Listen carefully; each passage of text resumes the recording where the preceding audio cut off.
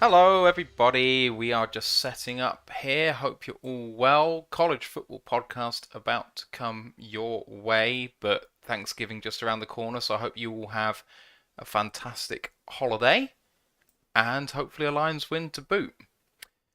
Ash and Ant with me will be with you in just 2 seconds.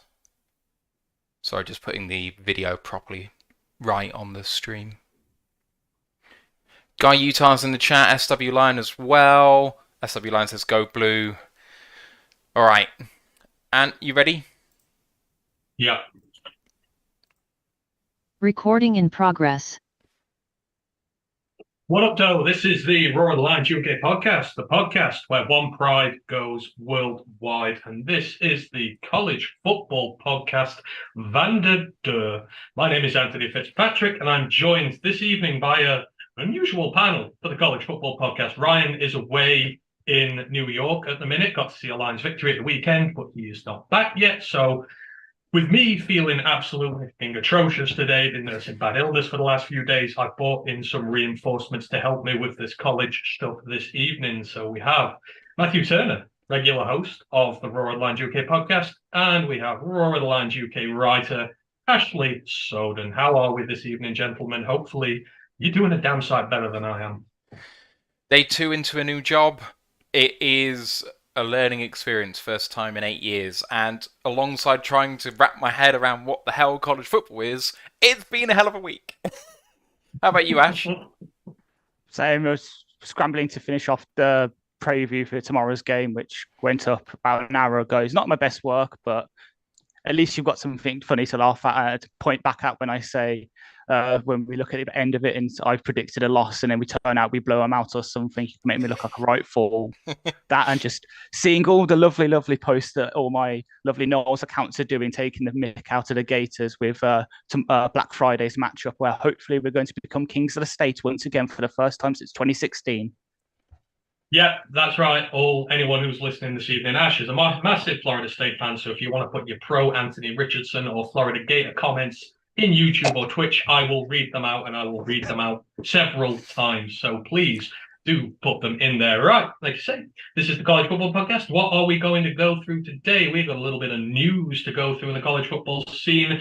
I am going to stand in for Ryan in terms of his FCS updates. The playoffs have been decided. I have nowhere near the knowledge he does, so I'm just going to read out the playoff bracket, and then he will get back to you next week because the first round of them take place this coming Saturday. Then we're going to have a review of week 12 of the season. The top 4 combined college football playoff ranking teams won by a joint margin of just 26 points this weekend. There were nearly some massive upsets there. There were upsets all around in the SEC. There is a hell of a lot of games to go through, so we're going to do that. And then we're going to take a look towards rivalry week. It is the last week of the college football season, the regular season. Once this is done, apart from the Army-Navy traditional game that will come out in December, we are down to championship games and bowl games. And, of course, the college football playoffs, how this season has flown. Right, before getting to this, just quickly go through the housekeeping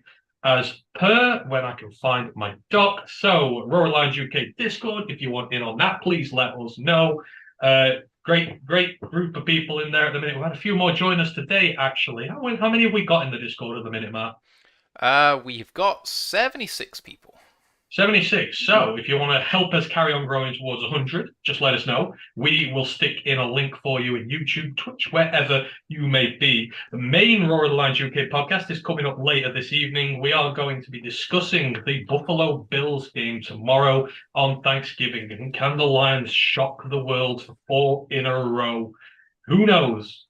But come and listen to that show, and also take a look at Ash's preview for that. You'll get all the latest and greatest info and stats on this game. Don't forget to like and sub to everything, YouTube, Twitch. We're up to about 546 on YouTube at the moment. 646, yes. 646, sorry. Yeah, we are up to 646. So if during the course of this evening we're doing 2 shows, I'm doing it while I'm ill as anything. So, show a bit of sympathy there. Let's try and get to 650 this evening. It will be much appreciated. And then obviously you can follow us on Twitch, Twitter, all those usual bits. We're trying to grow bigger than a lot of the other British, UK podcasts for other teams, because their teams all suck and ours are the best. And then don't forget Lions Nation Unite, Herman Moore's pet project. Content by Lions fans for Lions fans. You will find many great people on there. You have Detroit Lions on the prowl. You have those Dion on there. You have Micro Mike on there as well, guys, who are incredible at what they do. Right, let's dive down into the news. So there is a little bit to go through. So one of the most deserved extensions of a head coach this season has been announced this week, and it is thoroughly deserved. The Kansas Jayhawks have extended head coach Lance Leipold through to the 2029 season. It is just his second season with Kansas. He has broken all kinds of unwanted streaks for the Jayhawks, who had kind of become a bit of a laughingstock, especially in the Big 12. They are 6-5 on the season going into their rivalry matchup with Kansas State this week. This is going to be their first trip to a bowl game since 2008. So well done to them. Nearly 15 years since they've been to a bowl game, bless them. But the team has made a huge commitment to him this year, so the school has announced a stadium overhaul project and other facility improvements that are expected to cost more than $300 million. And this is actually Leipold's second extension this season. He was extended in September through to 2027, but there has been serious interest from Big Ten teams, Wisconsin and Nebraska, who have been sniffing around, and Kansas have decided, screw it, we're going to look him up even longer. So he's through to 2029 with a deal which is structured to be more favorable to Leipold the longer he stays, so it ties him in to the franchise a little bit longer. So hopefully good things coming for Kansas. New stadium, new equipment, and their head coach. They've got two good quarterbacks there at this moment in time, so happy days for the Kansas Jayhawks. Michigan State, on the other hand, 7 players charged in relation to the tunnel fighting in their rivalry game with Michigan. Me and Ryan mentioned this a few weeks ago, but the charges have finally come out. Just remains to say the charges are just accusations. At this moment in time, they have not been officially charged with anything, but Kyrie Crump, Itavian Brown, Angelo Rossi, Justin White, Brandon Wright, Zion Young, and star edge rusher Jacoby Windman have all been charged with various forms of assault. Rounds off a rotten week for Michigan State, who lost 39-31 to Indiana this weekend. Largest points tally put up by the Hoosiers this season, and their quarterback threw for an incredible 2 for 7 for 31 yards, and they dropped 40 on them, so go figure. And the last bit of news, college football playoff race is down to 6. Barring some massive upsets this coming weekend and a lot of upset people if Alabama sneak their way in, Georgia, Ohio State, Michigan, and TCU to continue to hold on to the 4 top spots, with LSU and USC occupying spots 5 and 6, waiting to pounce if someone should slip up.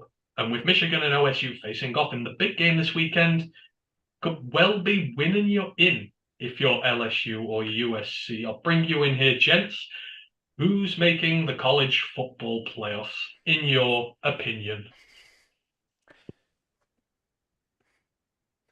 I want to say it'll be Georgia, Michigan, because I think they're going to beat Ohio State, probably a hot take. And then TCU actually sneak it in. I'm predicting that my Noles are the reason that LSU do not make it into the college football playoff.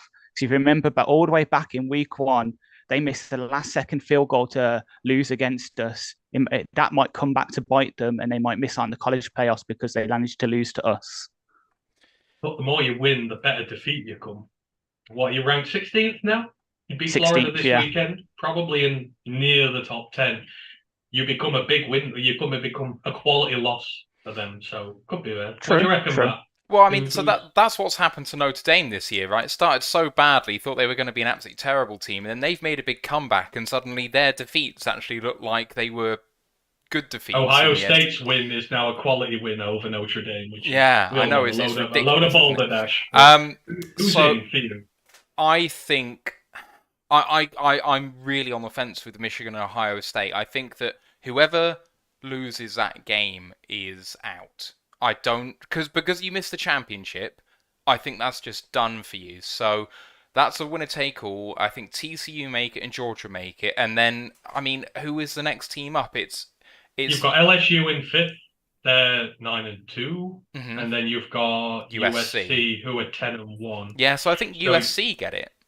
I really think USC get it. The ooh, way that their quarterback's playing at the moment, and the big win against UCLA, and UCLA, I think are better than their ranking. I love Dorian Thompson Robinson, or Thompson whatever. His name- Robinson. Yeah, he's a absolutely electric guy, and that game was just crazy. I know it was one of the pick watch games, so we'll get onto it later. But that was a fantastic win for me. And you know what? I know that you take the entirety of the season into account, but I think winning the big games late might just sneak it for them.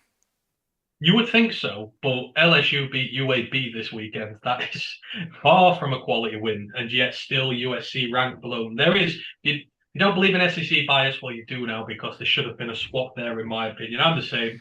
Providing they don't slip up, Georgia get in, TCU get in, winner of the Big Ten game gets in. And then afterwards, I'm not sure. I think the LSU bias will sneak in and they'll give it them, but it would be most undeserved. They shouldn't do that. I mean, And there are a lot of teams from previous years who deserve apologies if they get in there, because some teams who played similar have been denied playoff applications over the years. can you imagine if either one of OSU or U of M lose to Iowa in the Big Ten championship? Then what happens? Like it shouldn't happen, but it could. It really could. Don't. The fact that Iowa are going to be playing in a championship game this year, potentially playing in a championship game this year, is an offense to all, Well, they've got to beat good sense Nebraska. in this world. Yeah, I don't trust that. We're going to go on to it in a minute, but the Big Ten is the only conference currently in college football that doesn't have one team currently in the championship game. That's because in the East you've got two powerhouses, and in the West you've got a ton of ground, which are all just as bad as one another. So I don't know, but if I will make a championship game, they need to burn that conference to the ground, and they need to combine them together.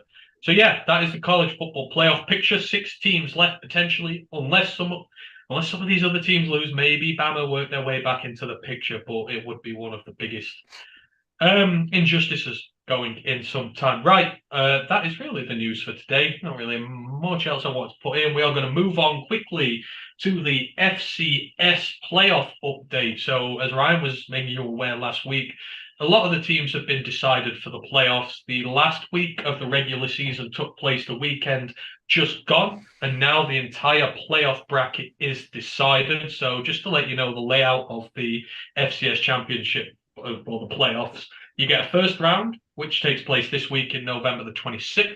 The second round, December the 3rd. Quarterfinals, December the 9th and 10th. The semi-finals, December the 16th and 17th. And finals on January the 8th. So the first round, as I say, takes place this weekend. So the brackets, as they have been announced.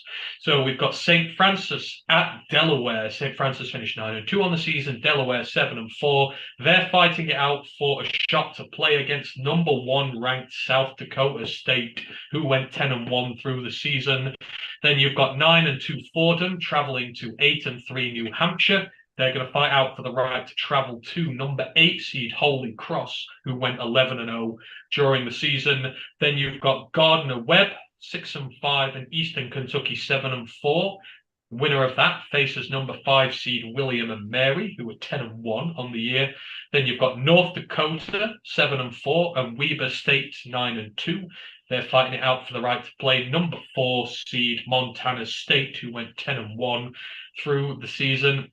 Then you've got Southeast Missouri State, who were 9-2, and Montana, who were 7-4. They're fighting it out to play on the behemoths of FCS football in recent years, North Dakota State, who by their season had a pretty rough standard. They went 9-2.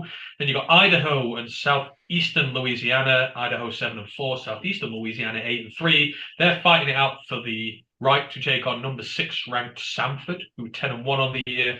You got Elon 8-3 and Furman 9-2, fighting it out to play number 7 seed Incarnate Ward, who went 10-1 throughout the season, and then rounding it out, Davidson and Richmond, who both finished off 8-3.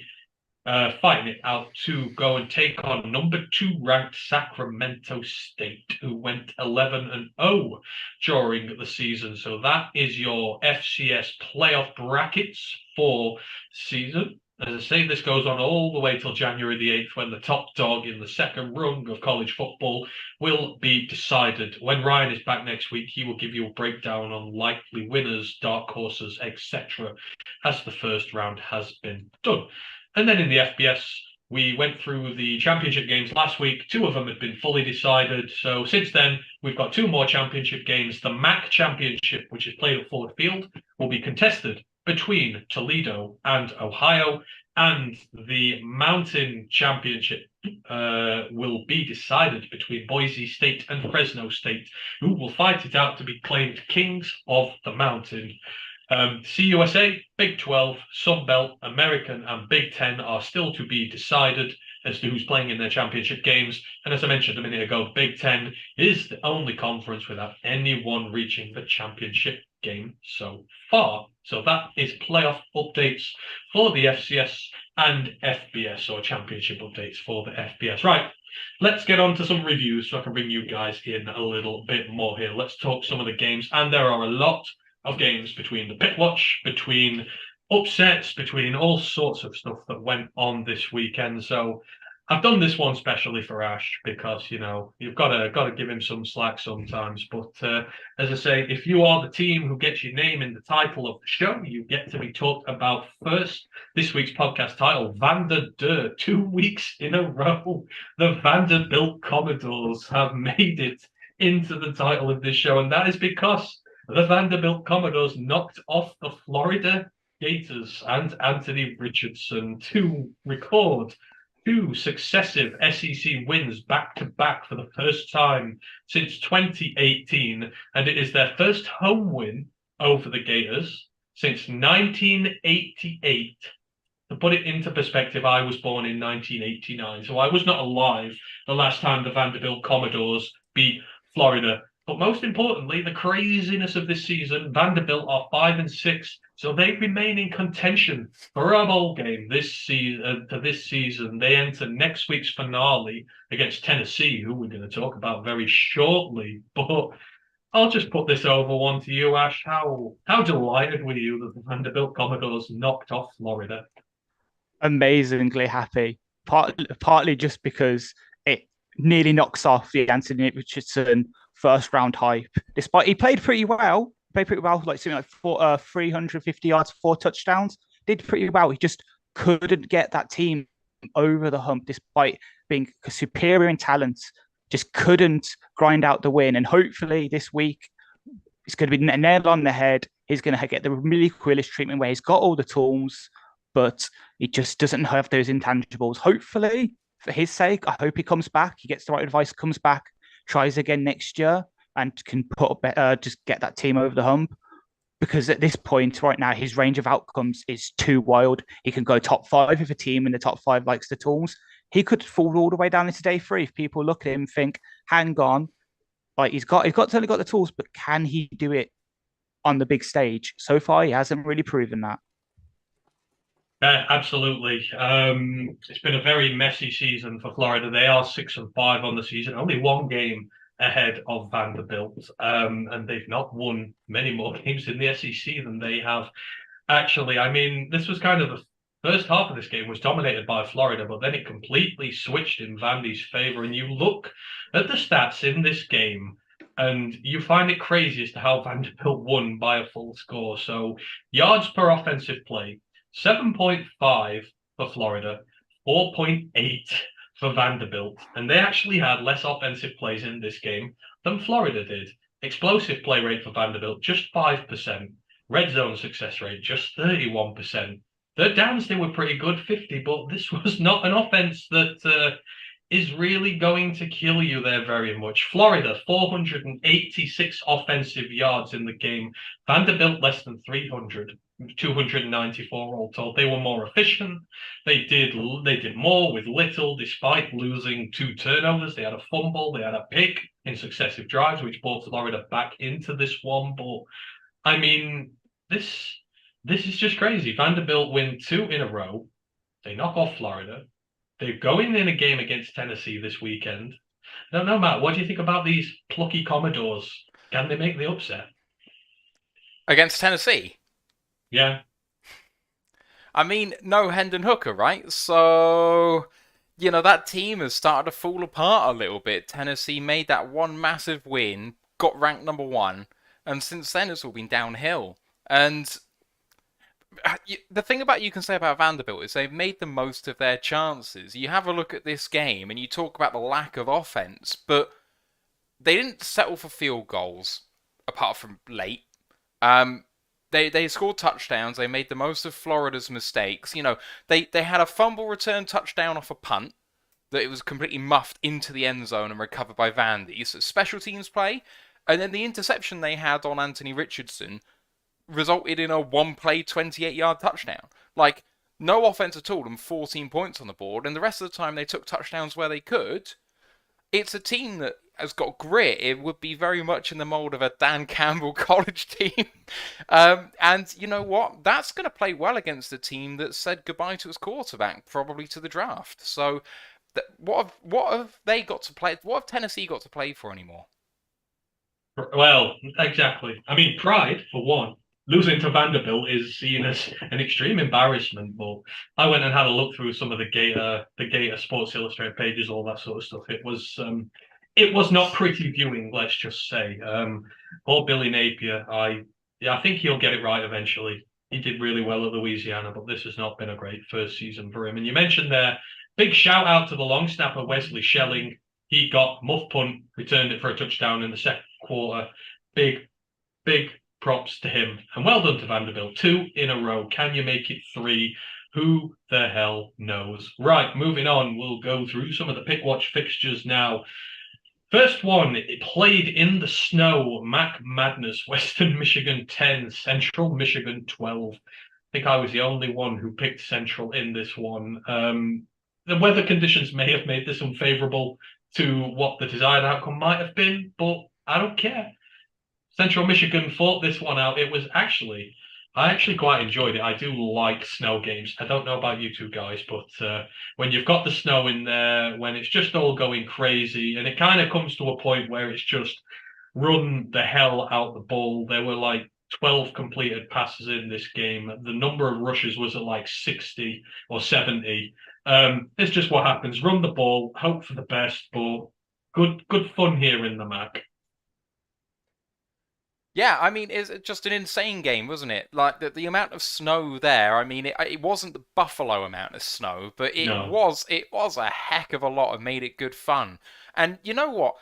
Western Michigan ran for almost 100 yards more, and that's going to decide the game. But what stood out is when the passing actually works, because no one was expecting it.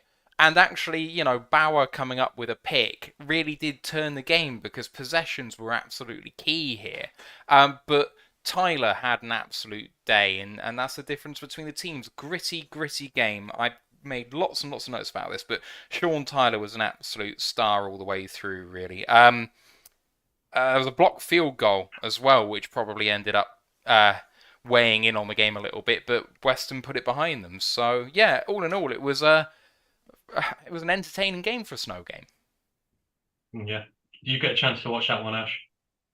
A tiny bit, yeah. It reminded me quite a lot. If you remember the Bills-Patriots game from last year, where it was similar conditions, and it was like Josh Allen and Mac Jones combined for like 10 passes, it very much was like that kind of game, which is enjoyable because we all know I do love to watch the defensive, like the O-lines go at each other.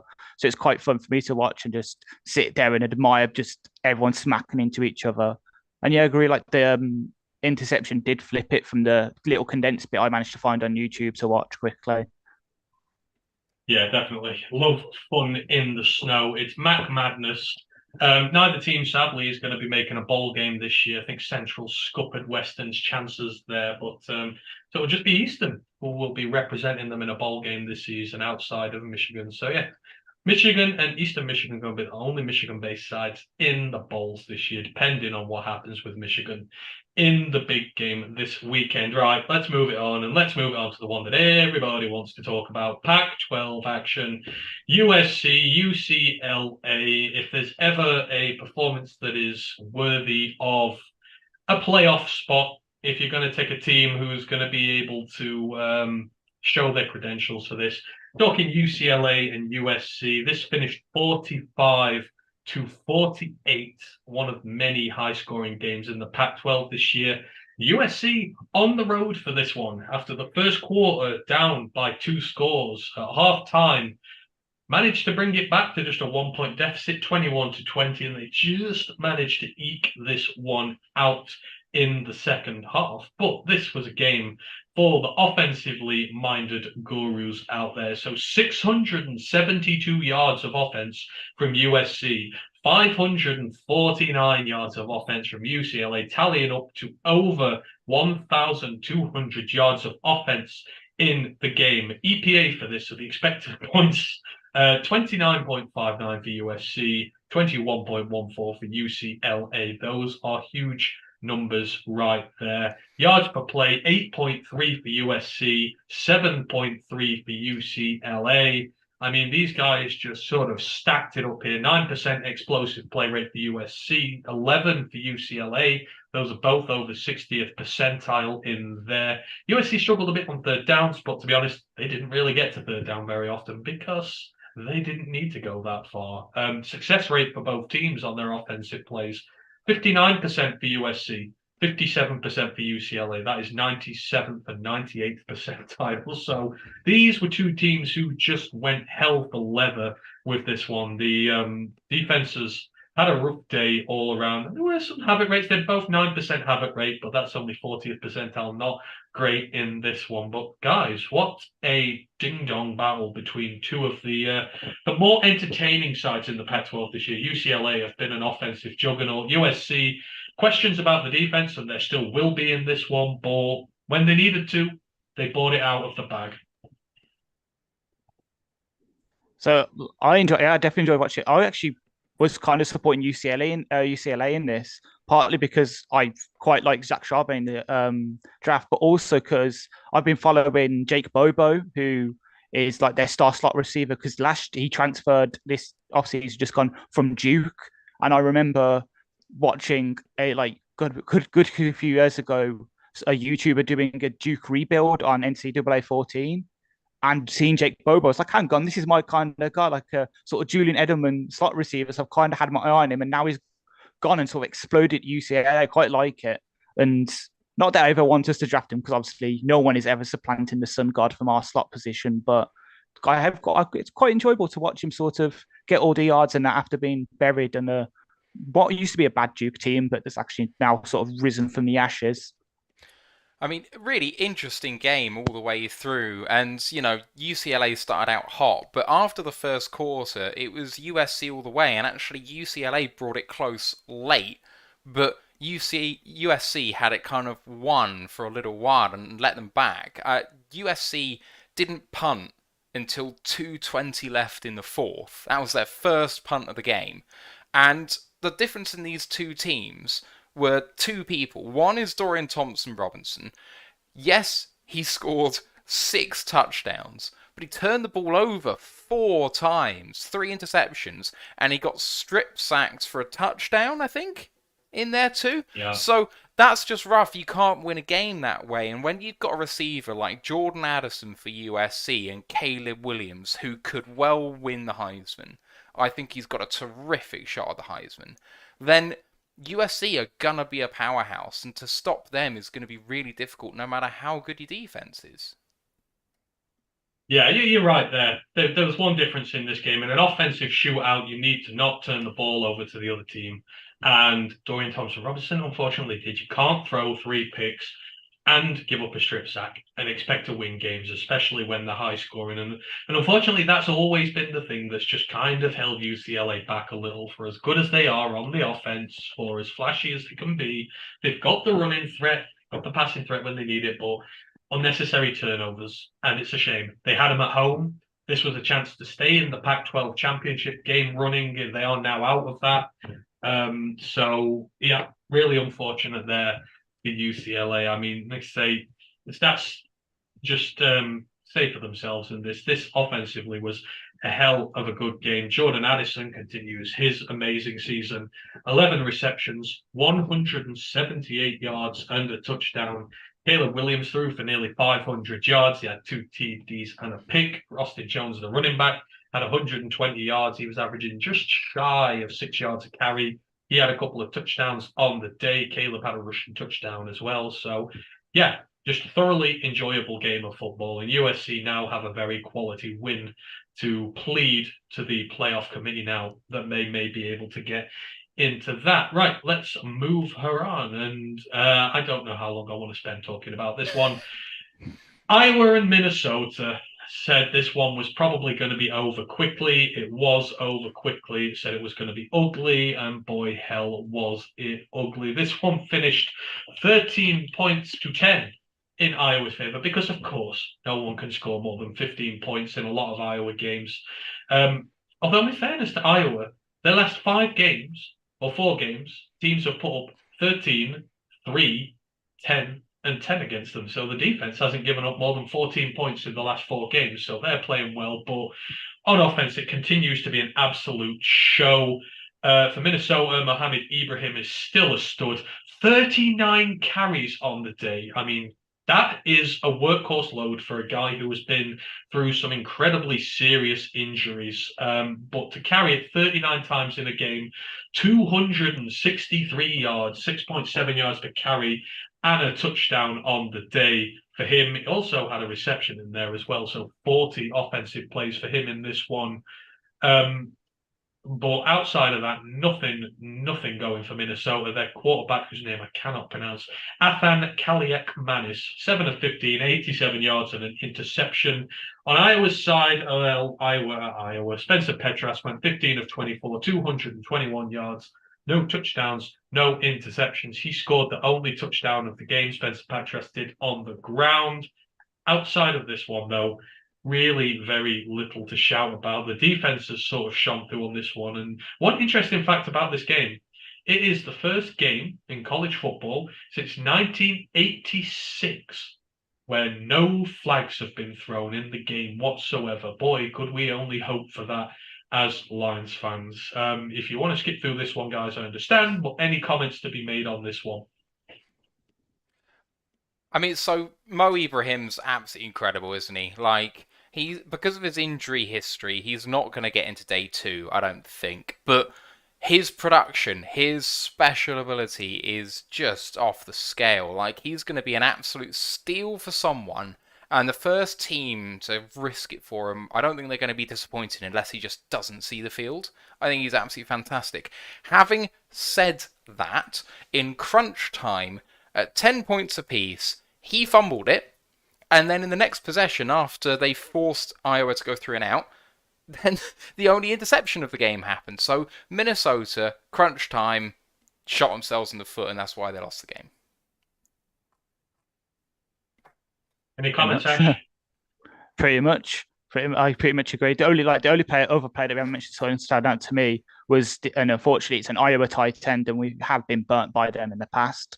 But hopefully, this one we won't be picking in the first round. Sam Laporta, 4 receptions for 95 yards, had a decent game. Didn't really see as much as what we hope in the blocking game. So he's not really a Lions tight end, thankfully. But yeah, he stood out to me a bit. Just him and his Petras' connection's quite good. If Petras ever makes a practice squad, hopefully he can go to whoever picks Laporte in on day 3, just to show out a bit, just to keep the arm warm and get a few dollars. I don't think Spencer Petras is ever going to be more than a Gatorade carrier, but who knows? You mentioned the turnovers there, Matt. The interesting stat on this one, the turnover look. So points that come as a result of a turnover. 11.4 for Iowa, obviously negative 11.4 for Minnesota. So basically, all of Iowa's points came from turnovers. That is where this game was won and lost. And yeah, so it ended very quickly, and we don't really ever want to speak about that one much again. Right, TCU. We've doubted them all season. Are they possible of going all the way to the college football playoffs, having a Cinderella story, the likes of what Cincinnati had last year? Everybody has been saying, can they do it? They've been beating teams with backup quarterbacks. They've been coming from behind a lot. The defense has not been great for a lot of the period around here, but they keep finding a way to win. They always keep finding a way to win. And this week was no exception. TCU 29, Baylor 28. TCU won this one on the last play of the game, where they had to run up on the field on an offensive snap, change formation into their field goal kicking unit, and hit it literally as soon as they set, hit it straight away through the goals for a walk-off field goal to nab this one from the Baylor Bears, who were surprisingly good in this game. Baylor have been a real hit and miss side this season, but every week, without fail, the holy trinity for TCU come to the fore and dig them out a hole. And that's going to be the reason why they go to the playoffs this year. So Max Duggan, 24 of 35, 327 yards, a touchdown and an interception.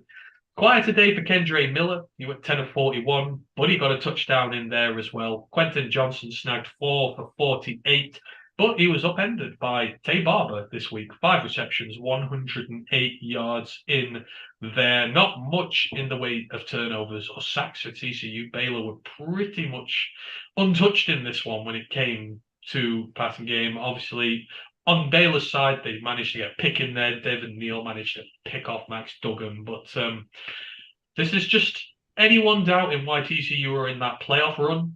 I think, guys, this shows why they're in there.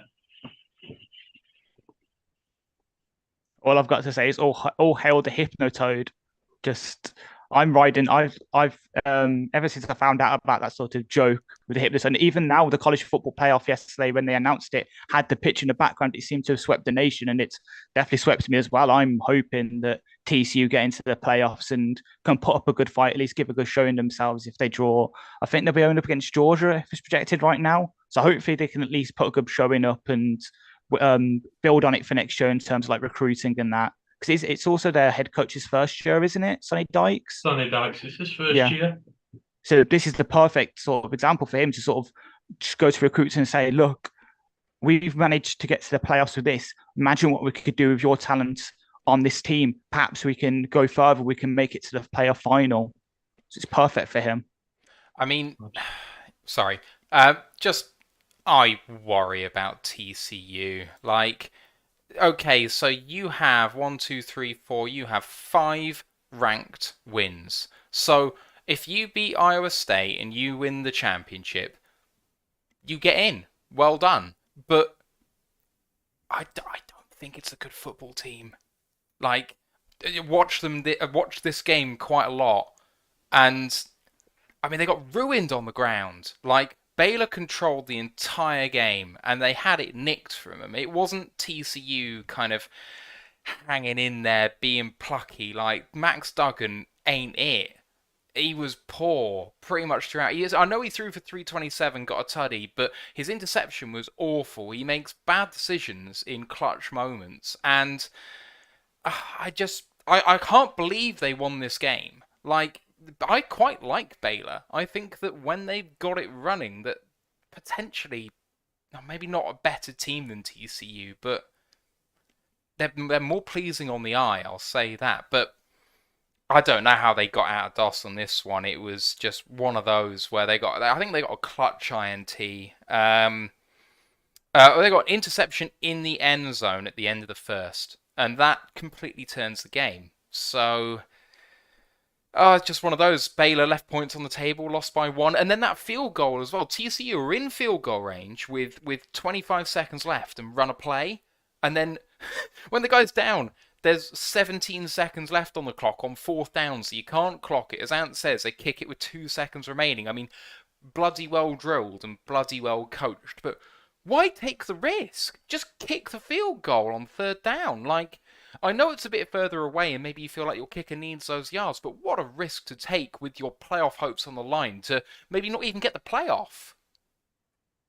I think that's always going to be the forever argument. If they just have kicked the field goal and missed it, then they go, well, you could have had a chance for one more play, got that little bit closer. They did get a few yards and they all matter, but I don't know. I just think they've overcome a lot of adversity this year, and they might not be the most pleasing team on the eye, but at the same time, you've got to win games like that. And they pulled a win out the bag. Just like Michigan pulled a win out against Illinois and Ohio State did against Maryland and all that. All the top 4 teams struggled this weekend. So TCU went on their own there, but well done to them for getting through on that one. TCU continue, and as Ash says, one more game against Iowa State. Can they do it? Because that defense, even though that team is trash, is pretty good. So that will be one last test of their credentials. Moving back into the Pac-12 for a couple here. Washington State 31, Arizona 20. Tale of two quarterbacks again here. Ryan has been lauding Jalen DeLora for Arizona, and rightly so. Had a really good season, and this Arizona Wildcats team has looked a hell of a lot better than it does in previous years. Again, another one that's been kind of a joke.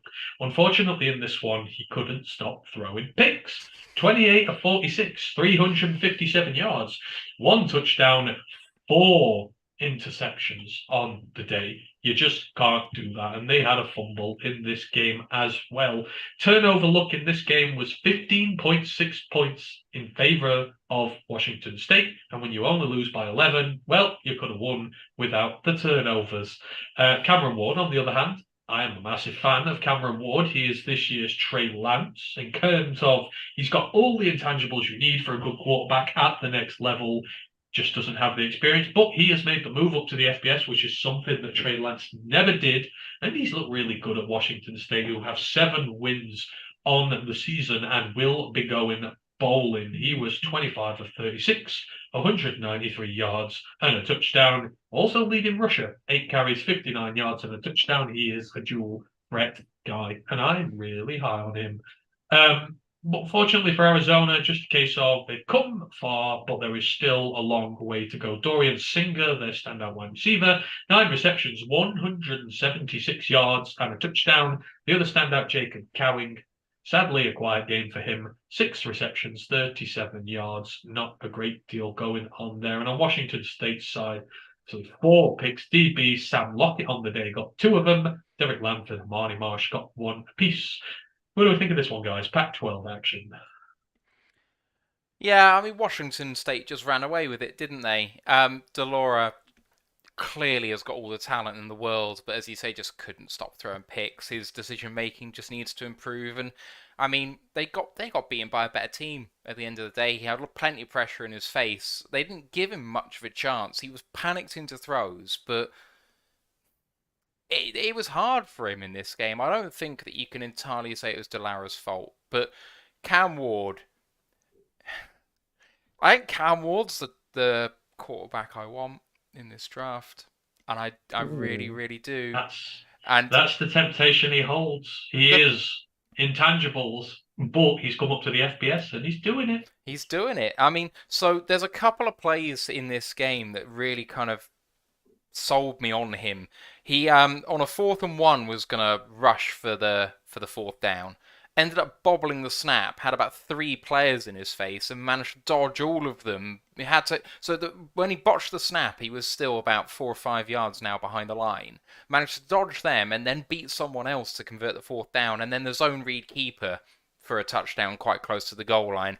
I know it seems like a staple of some of these NFL guys like Hurts or whoever's a mobile quarterback to be able to run that play with regularity. But as you say, inexperienced quarterback, and he just seems to be decisive and execute really, really well. And, you know, if you like elusive quarterbacks like Bryce Young, well, he's a bit taller. Cam Ward's a bit taller. He looks like he could put a little meat on his bones. You could make him a bit more of a physical runner because he seems a bit sly. But there's something about him that's just really, really exciting. Yeah, I completely agree. Cam Ward is firmly in that sort of tier. I want to say tier 2, 3. Obviously, you've got the top 2 of Young and Stroud, who's been on that pedestal. And then, yeah, you have just a mess of, you can put him anywhere between like QB 3 and 4 to QB 10. Like, he's definitely in that sort of range that I'm intrigued by. Him, obviously, another pod favorite in KJ Jefferson. Just this clump of people that you won't be able to probably separate until combine and pro days and senior bowl and such, where you'll be able to see them go up against one another and against NFL talent. And another thing I liked seeing was that Washington State's kicker has a famous father. If you noticed, it's if you remember Sebastian Janikowski, it's his Son that was the kicker. I was always like, hang on, I recognise this name. Did a quick Google, I was like, oh, it's Seabass's son. That's quite cool. So it's just being one of them now that I can recognise. Oh yeah, this is like the son of an NFL player. And seeing that talent come through scares me a bit, but it's quite cool at the same time. I don't know, kicker might be on the menu this year. I don't know what his eligibility status is like, but there are some tempting kickers to be had. But yeah, I like this Washington State team. Me and Ryan argue a lot about Cam Ward. He doesn't like him. I really do like him. Going to be very interesting when his draft process comes around because, like I say, he's got all the intangibles in the world. He just needs the right team to refine them, and they may have themselves a steal. So, yeah, keep an eye out for him. Staying in the Pac-12, Oregon, the Ducks, get their vengeance on Utah, who screwed them twice at the end of last season in the regular season, keep them out of the playoffs, and in the championship game when Utah will go on to win it. But Oregon have their revenge, and just like Jaden Delora screwed the game up for Arizona, Cameron Rising had a really rough outing for Utah in this one. 21 of 38, 170 yards, no touchdowns, 3 picks on the day. Just can't throw 3 picks against Oregon and this offense of theirs. As I say that, the Bo Nix Heisman train took a little bit of a stop this week. He was 25 of 37, 287 yards, a touchdown, and an interception. So just 1 passing touchdown on the day. I was kind of expecting this to be like the UCLA USC game where they just went hell for leather on one another, but they both ran a lot of plays. Utah 82, Oregon 72. The EPA -15 for Utah, -8 for Oregon. So these two offenses were not doing a great deal with the ball when they had it. Utah were only averaging 4.5 yards per play. That's 13th percentile. Oregon just 5.89, which is not a great deal better on the scale there. The defenses did much better. Utah, 7 tackles for loss, 3 passing, 4 rushing, 8 for Oregon, 2 passing, 6 rushing. So running games were held suitably in check for this one. Oregon's top rusher only got 53 yards. Utah's only got 55. Very attritional, very aggressive. Dalton Kincaid, the star tight end at Utah, he got 11 receptions for 99 yards as he continues to get some bona fide draft hype. He's had a really, really good season. On Oregon's side, Dante Thornton had 4 receptions for 151 yards. Bennett Williams, the DB, 2 interceptions on the day. Great for him. But the defense, for the most of the part, was quite quiet. Linebacker Justin Flo, just 1 assisted tackle on the day. Noah Sewell did better. He had a pick, actually, in this and 8 tackles, but Justin Flo continues to really, really disappoint in this team this year. He was well thought of in the linebacker group this year. But, well, Pac-12 action, guys. What did we think of Oregon, Utah? Yeah, I only watched a tiny bit of it. Most edit just like like the 5-minute highlights, so I probably can't speak too much onto it. But I don't. Yeah, it just seemed to be like almost like every quarter it switched. Obviously, well, every half pretty much. So Oregon obviously went into the half 17-3 up. They're decent, and then they sort of let Utah back into it a tiny bit, and it just in that third quarter where they went scoreless, Utah scored 14 off the fumble, but it's just I can't really speak too much onto it other than saying okay, so not really my game of the week. I disagree with you, Ant, on Bo Nix. If anything, I think this strengthened his campaign because he came into this game not even looking like he was going to play, like he was going to be out because of an injury to his left leg, I think. And coming into this game, he decided he was going to play and play through the pain, which is going to play well with people just as a kind of gritty thing. But for a rushing quarterback whose half of his game is running the ball, he had to be a statue in this game. He had 2 rushes in this game, and the one was a kneel down, and one was converting the 4th down to win the game. Those were the only rushes he had in this game. So he was forced to win it with his arm. And he had an interception, he did. But if you take a rushing quarterback out of being able to run the ball, it completely changes the dynamics of what he's used to in terms of throwing. And he threw an interception, but he controlled this game from start to finish. And I came away from thinking that he's a gadget. Like before, I thought he was a gadget quarterback who ran the ball and had a bit with his arm. And in this game against a good Utah defense, ranked 10th, and he did bloody well, being forced to be a pocket passer. I was really impressed by him. But I have a new crush for next year's draft in Thornton, the wide receiver for Oregon. Yeah. I mean, he hasn't had much production so far, 518 yards in 2 years, but the guy is 6'4.5". He's fast, he's a bit raw, needs to work on his route running a bit, but he's got a bit of ex-receiver muscle to him, and I think if he has a big year next year, people are going to be raving about him. And you were talking about the Dalton Kincaid from Utah. I mean, the only knock on him is his height, isn't it? Because he's a full 2 inches smaller than Thornton. And Thornton's a wide receiver and he's a tight end. But that Rising to Kincaid connection is really something to watch. Oh yeah, absolutely. I mean, Kincaid's basically a wide receiver anyhow. I don't know why they still really classify him as a tight end, but they do. I mean, they lost the other star tight end earlier in the year, so they've had to use him a little bit more there. But yeah, interesting game. I mean, Utah has not been as good this year, so maybe not much unexpected that Oregon would win this one. But they got their revenge. They go into the Pac. Well, they should be going to the Pac-12 title game again. It's not 100% in the bag yet, but the odds are they are going to be there. So we'll see how they get on against USC, which will probably be the matchup. Right, let's move this on. Still a few to go from the pick watch. Oh, so near, yet so far. The Duke Blue Devils, who have had a real good year to this point so far. Another one of these underachieving teams who've been kind of looked down upon with scorn for years, have suddenly turned their program around. They are 7-4 on the season. They were 7-3 before this weekend. I bet on them to beat the Pittsburgh Panthers, and they came up this close, but unfortunately they kind of got behind, and they were never really able to get this. But a 2-point loss to Pittsburgh is no mean feat, although Pittsburgh actually have the same record as them this year. But Duke are a much better team than before. Keevan Slovis continues to suck. He's terrible. 15 of 32, 190 yards, a touchdown and 2 picks.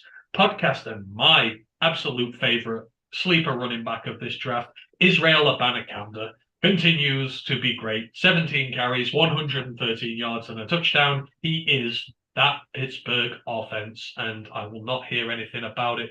Otherwise, the Pittsburgh defense continues to be pretty good this year. Savochier Dennis leads the team in tackles at 14 on the day. He was a busy man indeed. On Duke's side, really good day for Riley Leonard again, who's been the star find at quarterback for Duke this season. 24 of 45, obviously had to throw it a lot. They've been behind in this, but he got 290 yards, 3 touchdowns on the day. No turnovers for him. The run game got 0 going and did not really help him. Duke had to move away from it early. Jordan Moore, the wide receiver, 14 receptions, 199 yards, and a touchdown for him there. The defense, again, had a pretty decent day, but very narrow. But this Duke team have shown that they are not a laughing stock anymore, and they are going to be something to fear going forward. Any of you guys, any thoughts on this one? The fumble return touchdown turned the game. Not to play what ifs, but if Waters doesn't fumble that ball and it doesn't get returned for a touchdown, maybe we could be talking a different game and saying that Duke are one of the rising teams in the ACC, which scares me a tiny bit as obviously an ACC fan and knowing we're moving away from divisions next year. If that doesn't happen, things could have been different. And it just, I completely agree on Israel as well. He's he's up there with like Chase Brown for me in terms of my draft crushes this year at running back. Yeah, I can't really add too much more to it than that. I mean, the lack of interceptions for Leonard is what's the word? It's misleading. Because Duke turned the ball over on downs. I say Duke, it's Duke, isn't it? I should say Duke. They turned the ball over on downs twice late. They went in the second half, they went 3 and out, downs, fumble return touchdown, touchdown, downs, touchdown. Like, they didn't convert when they needed to. In clutch moments, they either fumbled the ball or they didn't convert. The first one that they lost on downs was a 7-play, 15-yard drive. and they threw the ball 5 of those 7 times. Like, I'm sorry, but it's no good not throwing an interception if you turn the ball over on downs twice. Like, your 3 touchdowns, no interceptions sounds great, but you put it into context, and Duke should have won this game. They should have. Pittsburgh were terrible. Like, Slovis is a rubbish quarterback, and he's not even UDFA like priority quality quarterback anymore, and he was thought of as like a top 5 pick a couple of years ago, which is ridiculous. And the only person making it tick, as you say, is Abanikanda. It's the only person worth anything on that offense. Yeah, agreed. Yeah. But in terms of Israel, he's done his stock a world of good this season. You're going to see a lot of him heading into draft season. So, well done to Pittsburgh. Unfortunate for Duke, but this still represents a hell of a season for Duke. They have a chance to finish with 8 wins on the year, and they will be going bowling for the first time in a little while. I can't remember how long, but it's been a few years since they went bowling. Right, a couple more left. Bedlam was such a one-sided affair and a rank-ass disappointment. Oklahoma State 13, Oklahoma 28, and this is an Oklahoma side who have been rank bad this season. Oklahoma State, after a very positive start, have just really derailed, and it's just not happening in there anymore. I mean, Oklahoma are good when Dylan Gabriel plays, and Dylan Gabriel was back this week. He played well, and they won. In terms of Oklahoma State's case, Spencer Sanders, again, when it matters, not turning up to the ball. 4 interceptions thrown on the day, threw 1 touchdown pass, had 381 yards, but there was no run game to speak. And when you're turning it over 4 times in a row, you just can't do that.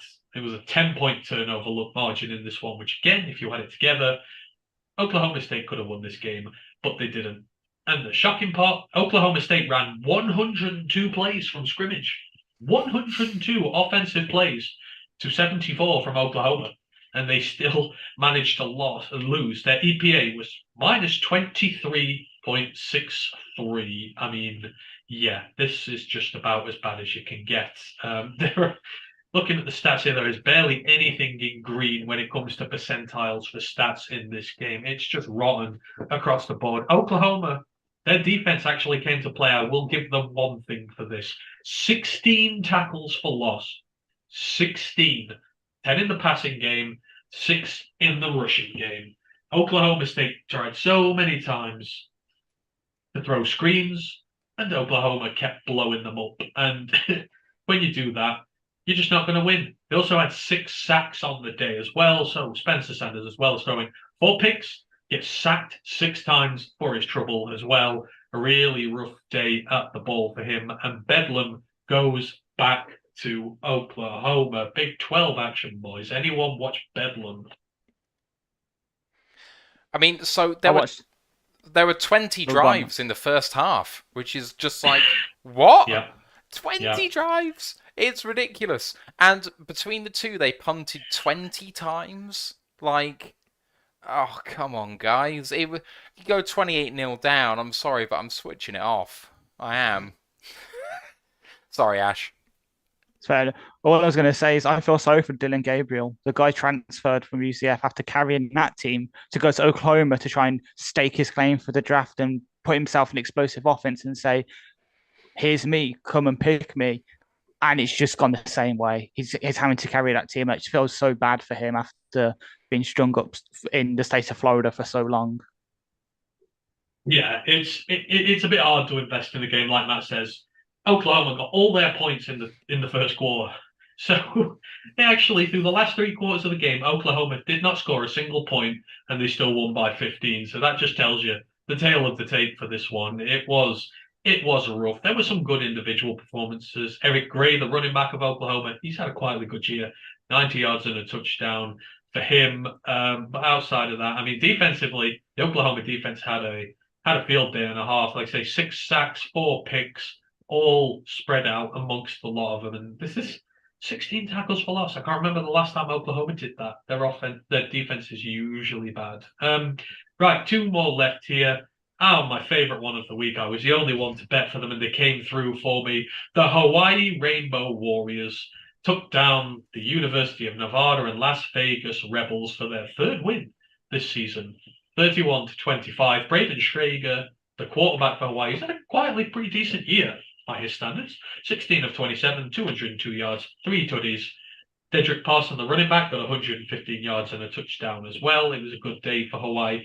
UNLV, they've actually, their quarterback, Doug Brumfield, had a really good year. And ULV could still have made a bowl if they'd won this one. I think me and Ryan predicted them to win 2 games if they were lucky, but they've got 4 on the season, so they've done all right. Doug Brumfield, 288 yards, touchdown and an interception, but I'm interested to see him. I think he's only a freshman this year, so a few more years might be a name to watch out for here. Yeah, this is a battle of some of the basement dwellers, so if anyone's got any comments, fine. If not, I will move it on. Anyone got anything to say about Hawaii and UNLV? Nope. No? Okay. Right, let's move it on. Last one of the Pick Watch fixtures, Mountain West action. Boise State beating Wyoming. Boise State confirming their spot in the Mountain West title game with this. If Wyoming would have won, they would still have been able to make it, but they can't anymore. Wyoming 17, Boise State 20. Get the stat line for the Wyoming quarterback. So Jaden Clemens, 3 of 16 for 30 yards and 3 interceptions. So he threw as many interceptions as he threw completed passes and had it for 30 yards. Titus Swen, the running back, is again the one who's done the damage this year for them. 212 yards and a touchdown on the day for him. He also got one of the 3 completed passes as well. And Wyoming actually led this one, silly enough, at halftime, but Boise State came back and won this. It was an ugly, ugly game. George Halani, the running back for Boise, Ryan is massively high on him. 20 carries, 132 yards, over 6.5 yards per carry. So it was a good day for the running backs, Titus Swen, George Halani. Outside of that, very little offensively in either of these games. Again, anyone got up to mention, or am I moving on to some of the others? JL Skinner. Oh, yeah. JL. Complimentary JL Skinner tweet. Because, yeah, JL Skinner is a absolute madman. He got 2 picks on this day. You want a safety for the next draft, guys? This is the guy. He is an absolute freaking monster. 2 picks, 5 tackles on the day for him. Yeah, this guy is just something different. He is a fridge with legs who can move like the most athletic of guys, and he hits you like a fridge. It's seriously, you want to go and check some of this guy's highlight tape. You feel pain through the screen watching some of the tackles he lays down on guys. He's one of the best downhill threats as a safety I've seen in some time. Right, you got anything to add, Matt? Nope. Right, let's add on to a few of the other games here. So, huge shock in the SEC. Tennessee having such a great season, but it's all gone wrong at the last minute. Unfortunately, Hendon Hooker gone with a torn ACL, which who knows what that does for his draft class. But to sort of rub salt into the wound, playing the South Carolina Gamecocks, who've been meh for this season. They were 6-4 coming into this one. South Carolina won this 63-38. Tennessee had a 60 burger dropped on them by the Gamecocks, who were not even close to scoring that this season. Spencer Rattler, the forgotten #1 prospective pick from last season, finally had a good game. He has been bad this year, but he had the kind of game which reminds you of the level of talent that this man has. 30 of 37, 438 yards, 6 touchdowns thrown on the day. They had 3 rushing touchdowns as well, but they shared the hell out of these touchdowns. Josh Van got 2, Jalen Brooks got 1, Jaheim Bell got 2. He's the running back. He had 82 yards on the ground as well, so a good day for him. In terms of Tennessee, I mean, this just was rough. 25 of 42 for Hendon Hooker before his injury, threw 3 touchdown passes. I mean, neither of these defenses were good. Jabari Small got another rushing touchdown. Cedric Tillman, 2 touchdowns receiving on the day. I know he's got a lot of admirers in that Tennessee team, but yeah, this gentleman is what we call in the business a shellacking. And who came in relief for Hendon Hooker but former Michigan quarterback Joe Milton? And I mean, he went 4 of 8 for 108 and a touchdown and a quarterback rating of 91 in those 8 plays. God, that's probably the best stretch of 8 plays he's had in his entire career. But it's a real shame for Hendon, isn't it? And they just couldn't get it done. Their big receivers put up some numbers. Hyatt had 6 for 65, Tillman 9 for 81 and 2 tutties. But when you look at how they blew teams away through the air in previous weeks and going back some now, that isn't the sort of numbers which is going to win you this game. You need to have a receiver go for like 200 and high 150s, 160s or something like that. But South Carolina just dominated. And Rattler, like, I like to preach sometimes about quarterbacks, and it's kind of like cornerbacks. If you've seen that they can do it a few times, it doesn't have to be the season, but people are going to buy into the traits as long as they see that you can do it once or twice. And this is the sort of game which is going to get Rattler drafted, and it probably won't be on day 3, and it probably won't be on day 1. But, before I was just kind of thinking he's really tanked his stock, he's going to be a round 5 pick. But I kind of think this puts him in sort of comp pick territory in round 3 at this point. And someone could get a steal, but my God, do I get Zach Wilson kind of arseholey vibes from him. Completely agree. And I can already predict which team's going to pick him based off those vibes completely. He is probably going to be picked by the Cowboys to back up Dak, because obviously Dak's had the injury history the past couple of years. Because they always do it. Look at last year, they took Sam Williams out of Ole Miss, who had like all those allegations around him. They just have that reputation of saying, "Oh yeah, you've got some character issues. We'll take you here." And Jerry just has something where he can get them sort of right. Where sometimes they do have slip ups. For the most part, he seems to crack down on those character issues quite a lot. Cowboys, Raiders. Book it. True, yeah. I can't remember who it is, but me and Ryan had found the attitude issue player for the Cowboys. I can't remember who it was off the top of my head, but I would agree with you. That's probably the way he's going to go there. So, yeah, Tennessee got absolutely shellacked. Their season's dead. The playoff hopes are dead. Come back next year, see what you can do. But that defense got ripped. And it's not a defense that gives up a point often. Obviously, they gave up 49 to Bama, but Bama's Bama. Outside of that, I think Florida were the next best team who'd scored against them. It was just 33. So it's not like they get loads of points put down on them very often. But South Carolina, it was just crazy. Just seemed like they had a man open by 10 yards every time Rattler threw the ball. So very ugly outing for them. So I want to mention next. So I said earlier, the top 4. All the college football playoff ranking top 4 struggled this weekend. So Georgia beat Kentucky by 16-6. Ohio State beat Maryland 43-30, but that was in thanks due to them strip sacking and injuring Taulia on the last play of the game and taking it in for a return touchdown. It was a 1-point game. It was a 1-score game up to that point. Maryland were driving to win that game. Michigan,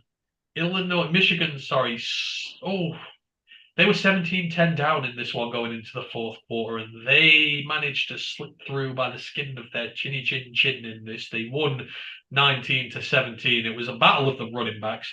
Blake Corum got 108 yards and a touchdown. Chase Brown got 140 yards and 2 touchdowns. He's really solidified his draft prospects. He's been the leading rusher in the nation pretty much all season. He's had that title through because they played week 0. I think he's actually been top of the rushing stats since week 0, which is crazy for him.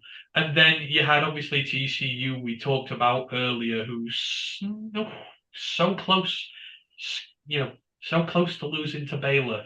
I mean, just in a chat about the top 4 guys, I mean, overall, were you disappointed by some teams? Were you impressed by others? What did you make of the top 4's performance this week overall? So I was most disappointed by Georgia. Kentucky are not a good team. They've proven this year that despite having the quarterback, that whatever he is now, Will Levis, that Kentucky have been beaten by some rank teams this year, and Georgia put 16 on them. I know they only conceded 6, but my God, you need to do better than that if you're going to convince me that you're a good team. And I know they beat Tennessee when they were at their pomp, but this game has convinced me that Georgia are beatable this year. Ash, any thoughts on the top four? I think that they're all proven they're beatable. So even Michigan, as much as we obviously hate to say it as Lions fans, and I'm going to probably inspire some hate in the comments. I was actually supporting Illinois because of Chase Brown. Like as I said earlier, he's been my draft crush since week 0, and he has pretty much carried that team so much so that now he today accepted his Senior Bowl invite, and he's got all the draft nicks coming out and saying he actually might sneak in today too. As someone playing for Illinois, which when I first started against college football, I didn't even recognize as a big team. Obviously, we've got Kirby from there, who I love to pieces. You've got Witherspoon, the cornerback, who I know me and Ant are both high on, who could sneak his way into day one as one of the best man-covered corners in the league, in the college game. And then you've got Chase Brown, this running back who's carrying this team and could legit be a good workhorse in the league. It's outstanding to see. But yeah, all the top four are beatable. It's one of those years, as I said, LSU, who are looking like favourites to sneak it in if one of them slip up. We beat them, and with the last second, everyone this year has been beatable. There's been games where they should have won. So FSU, we should have beat NC State after we unfortunately injured Devin Leary on a completely legit play that was not personal foul from necessary for us, despite what the refs say. We should have beat them, but that's what you say, Ant. Yeah, that's why. But we should have beat them, but then we lost. Everyone this year has had a couple of those games where it's just should have been all theirs, and they've just lost it. Can I just talk about the Ohio State game? Because go for it. I'm going to pour one out for Taulia Tagovailoa, because in a battle between CJ Stroud, presumptive potential number 1 overall pick, and another Tagovailoa was the better quarterback in this game. More dynamic, more accurate, had to do more with less. Like, I know that he's another slight quarterback, but from what I've seen from him in college, I think he might be the better Tagovailoa. Like, you come up against this Ohio State team, and you perform like that, you're going to get a lot of people like you. And I know that he's had a really good year this year, and people have kind of poo-pooed it a bit because the schedule hasn't been that hard for Maryland, and they've lost some games which they probably should have won, and that sort of thing. But he's an exciting guy. And then on the Ohio State side, they've got a running back who's a true freshman who's going to be absolutely incredible for the next 2 years, and that's Dallin Hayden. He went in for 3 touchdowns on 27 carries for 146 yards, and just amazing contact balance. Ran hard with power, but could stretch as well. Normally beats the first tackle. Like, really, really impressive guy. And he's the reason why Ohio State won. It wasn't Harrison as wide receiver. It wasn't Stroud as quarterback. Hayden was the guy who took them to that victory. And they're bloody lucky that they got there. Yeah, no, I agree. And I think, thankfully, his injury was not too bad, because it looked pretty bad. Taulia's injury did, but I think they just said it's a bruise on the knee, so he is going to be able to play. Obviously, it's going to hurt a lot during the game. That's what's held Taulia back, is not performing in big games. I think last season, me and Ryan were all in on them when they were playing well to begin with. And I think they came up against Iowa in a big game, and he threw like 3 picks in the game and just really sort of bet the bed against them.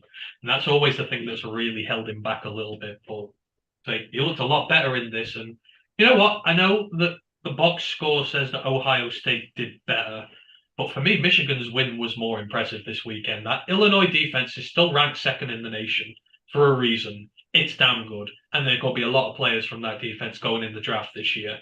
That Maryland defense is awful, and I mean atrocious. And yet they were only able to put up 43. I say only 43, but you were at 29 till the last couple of minutes of this game. You struggled to put down points. I am still not sold on Ohio State, and I still think that Michigan are going to beat them by 3 scores. I honestly do. I think Michigan are going to kill them in the trenches, and it ain't even going to be close. And I saw nothing this weekend that would change my mind, despite Michigan struggling, because that Illinois team is a lot better. Other fixtures of note I want to mention: Georgia Tech took down UNC and maybe kill Drake May's Heisman campaign. They won that one 21-17 at UNC as well. UNC still had a real outside chance maybe of the playoffs. Only one loss this season, but that has been, as they say, completely banjaxed at this point. It ain't happening. Navy service team took down ranked UCF 17-14 as the service teams continue to be, I don't know. We had a lot of expectation for them this year, and they have been hit and miss all over the place. But yeah, beat a ranked team. UCF have been doing pretty well, and that has screwed. Well, it's not screwed UCF's American chances, but would have been a lot easier winning that one for them. So yeah, well done to Navy on that one. James Madison squeaking out a win against Georgia Southern, 42-40. What a season it has been for them. First season in the FBS, and they would be bowl eligible if they were allowed to be this year, and they could be fighting for a Sun Belt title if they were allowed to this year. But unfortunately, the rules state that they are not allowed to, but still been a hell of a season for them, and they deserve mention for that. Any other games that anyone has any notes on, wants to mention? Obviously, there were a lot of good games this weekend. A lot of good games. Not too many upsets, but still a lot of good going on. Not from me, man.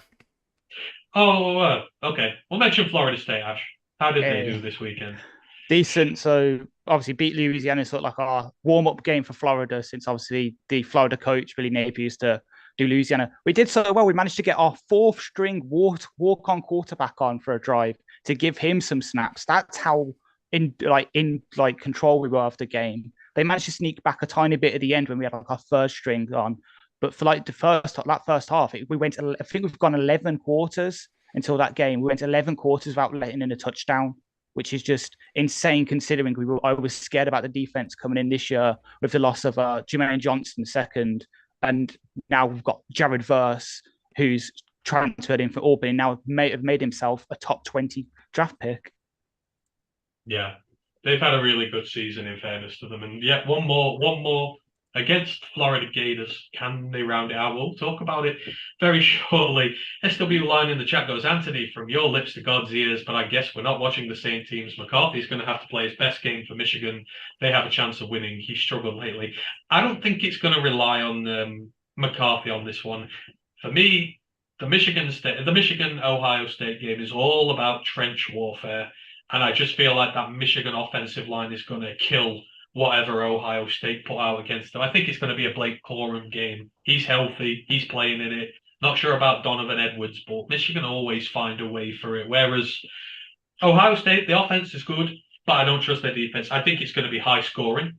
I'm putting the over-under at 80. I really believe that. But we'll see. I might be wrong. I am just a random guy on the internet talking about this, so I could be talking out my ass as I do about a lot of things. But it's going to be interesting. I'm just glad one of them's going to lose. I think they're both frauds this season. I think they play scrub schedules and they don't deserve to be up there. And one of them is going to lose, and it'll make me happy. So hey ho, I have things on those. Right. So that is everything for the week 12 review, and we will move it on now to previewing week 13 before we get on out of here this evening. So we'll go through the Pick Watch fixtures as always.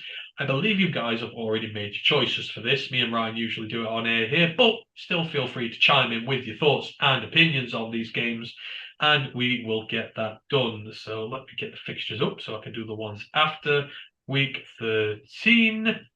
First up, the Egg Bowl. This is rivalry week. A lot of rivals playing one another, a lot on the line. Mississippi State at Ole Miss. Now, just hearing that, you're thinking, oh yeah, Ole Miss are going to win this comfortably. Well, hold the brakes a second. Ole Miss are on a 2-game skid at this moment in time. They got absolutely obliterated by Arkansas this past weekend, and I'm not using fancy words just to try and, make KJ Jefferson sound better. But, I mean, he was pretty good. Crazy thing was, Miss State had 700 yards of offense in this game. Ole Miss, against Arkansas, had 2 200-yard rushes in the game, had 700 yards of offense, still only mustered up about 23 points, I think it was. Crazy. But Arkansas still killed them. So yeah, Egg Bowl time. Ole Miss, 2 losses in a row.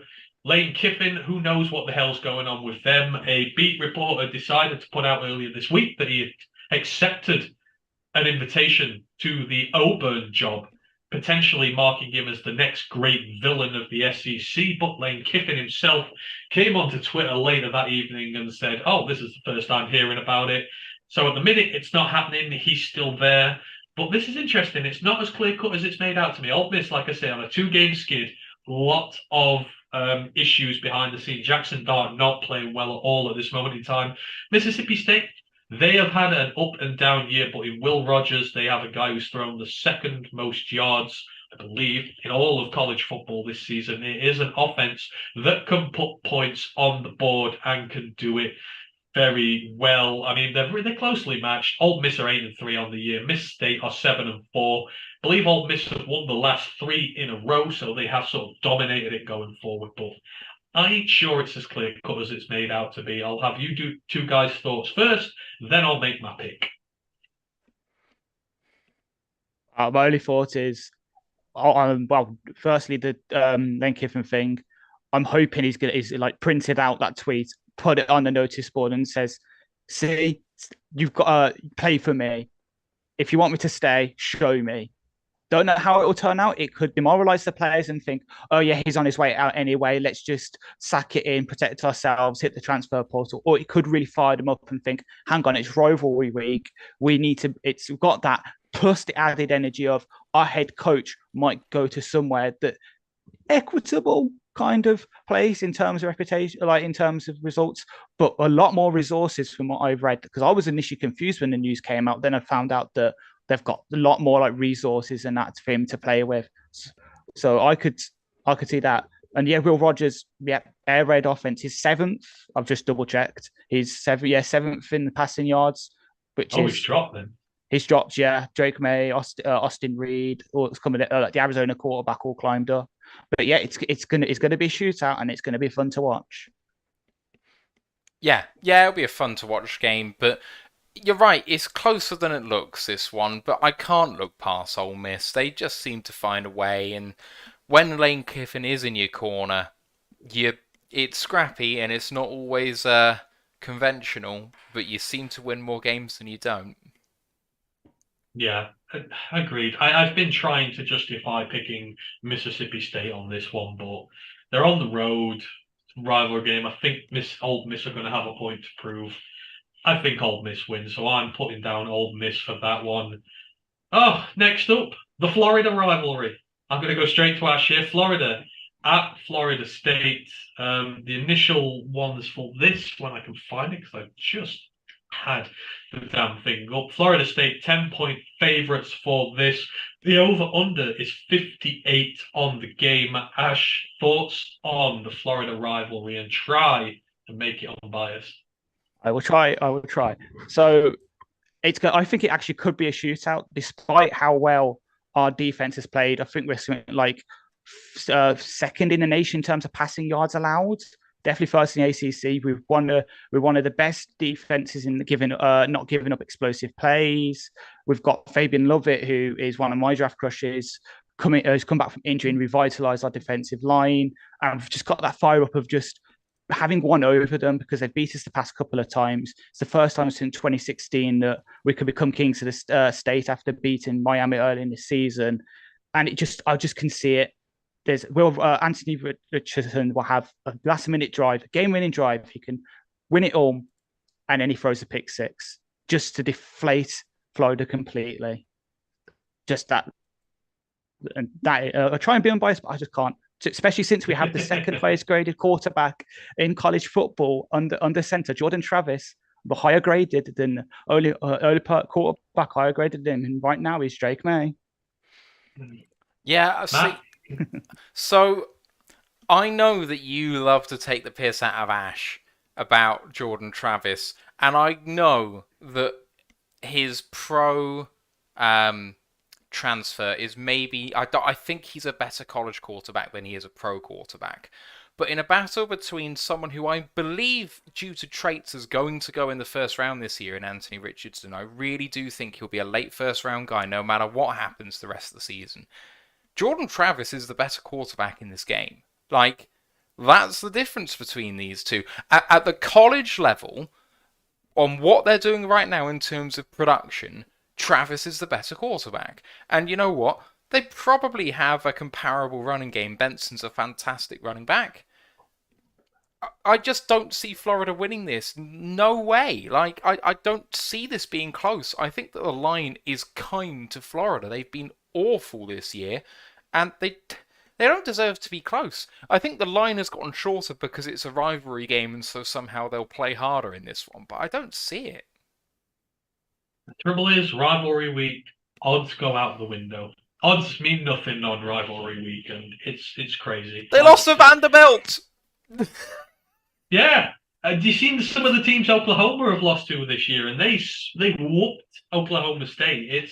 It's crazy. It would just be like Florida to lose to Vanderbilt and then put away Florida State. But in a shock horror announcement to all, I will pick Florida State. Hey. And if they don't, Ash, me and you are going to have some serious words. Right. Hey, he only needs 181 yards for him to do that article on him. Yeah, so I'm going to be hoping to God that he doesn't. But, I mean, if he does, then I win in the Pig Watch show. I'm giving myself stakes on both sides. Next up, huge fixture in the American this week. So we have Tulane at Cincinnati. A lot on the line for this one. So not only can the winner of this game is going to host the AAC Championship on December the 3rd. So getting home advantage for the championship game is big. But whoever wins this is also going to put themselves in the best position to claim the coveted Group of 5 spot for a New Year's 6 bowl. So basically the big bowl games that get the most attention, the most money awarded to you, gets given to the best Group of 5 team record at the end of the year. So they're both in play for this. So there are some real stakes on the line in this one. Cincinnati are 9-2 on the year. They are 6-1 in the American. They've won the last 4 in a row over Tulane, and they will look to extend their 32-game winning streak at home, Nippert Stadium. Tulane, for them, they're 9-2 and 6-1, just like Cincinnati. They're 4-0 on the road this season, including a victory over number 15 ranked Kansas State.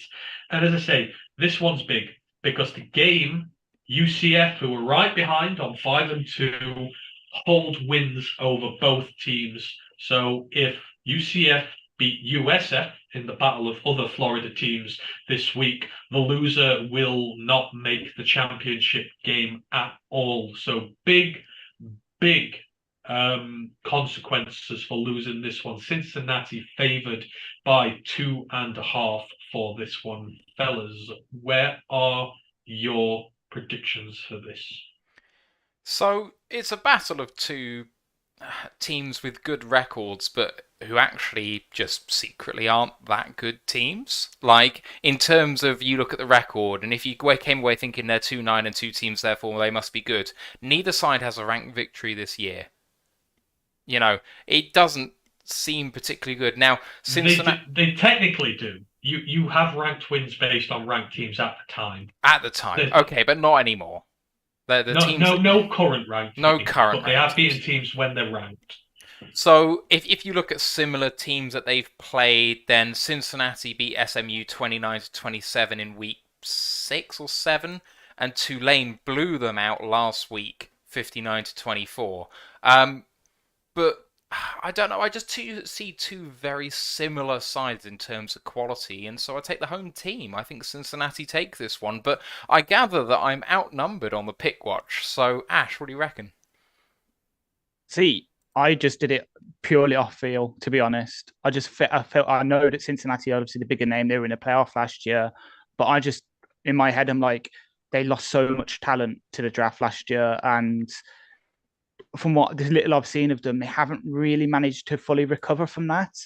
And Tulane, as you said, last week they beat SMU, who obviously were the victors of that amazing, massive shootout where it seemed every single time the ball moved, it was in the end zone for a touchdown. So I just feel like they've got a tiny bit more momentum coming in. So I know the line favors Cincinnati, but just I can just feel Tulane just getting the upset in inverted commas and winning the game. I must correct myself, by the way. I'm sorry, it wasn't right on ESPN what I had. For some reason, USF are ranked 22 when Tulane lost to them a couple of weeks ago, but they beat Yeah. Kansas State in week 3, and they're ranked. They're ranked 12. So I was wrong. They do have a win against the currently ranked team. Sorry, Ant. No, it's fine. No, it's fine. Yeah, see, I'm like Ashley. I go off on field. Tulane have been very good this year. They've been ranked for the first time in a very long time. They won an all-ranked matchup at home recently. I know the team aren't in there anymore. I can't remember who it was, but they were all they hosted an all-ranked game for the first time since like the 40s. It was mad. I feel like they've been the better team this year. Having said that, Cincinnati lost all that talent in the draft and still they've come back and performed better this year. But their strength is their defense, not the offense. And I just don't know. Home advantage would say this one wins, but I just have a sneaky suspicion that Tulane can pull this out. For me, they've been the better of the two sides. And I think they deserve it more than Cincinnati do now. Obviously, Cincinnati could just blow them out and fate not work for them, but I'm going to go Tulane. I think I'm going to pick Tulane for that one.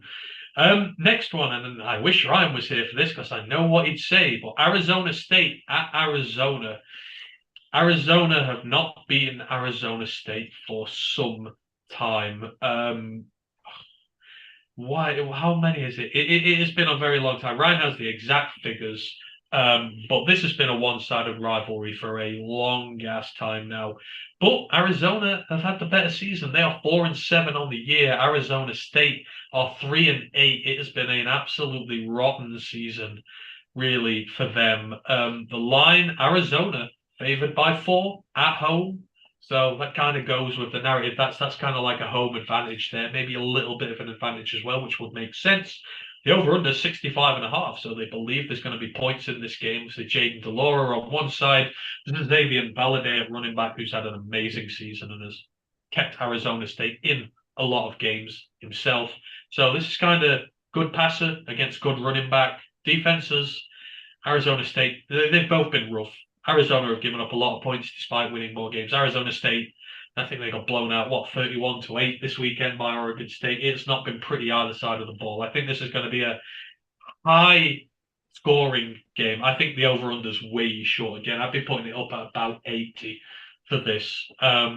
Thoughts on the Pac-12 here, guys? And be careful if Ryan's listening. Don't talk too much smack about ASU. Teacher said not to talk too much smack. I'll keep it short.